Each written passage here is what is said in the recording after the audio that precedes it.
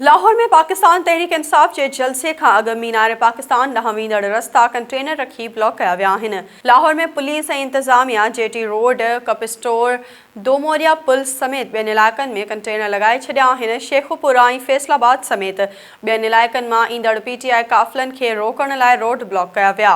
ॿिए तरफ़ पुलिस पारां पीटीआई कारकुननि ऐं अॻवाननि जे घरनि ते छापा हणण जो सिलसिलो 5 ॾींहनि खां जारी आहे।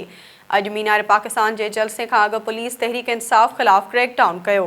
पुलिस रहीम यार ख़ान जे मुख़्तलिफ़ इलाइक़नि मां पीटीआई जे 50 खां वधीक कारकुननि खे गिरफ़्तार करे वरितो, जॾहिं त मुल्तान में पीटीआई अॻवान जावेद अंसारी जे पुट समेत 6 ॿियनि कारकुननि खे गिरफ़्तार कयो वियो। तहरीक इंसाफ जो चवणु आहे त लोधरान ऐं भखर मां बि संदनि केतिरनि ई कारकुननि खे हिरासत में वरितो वियो आहे।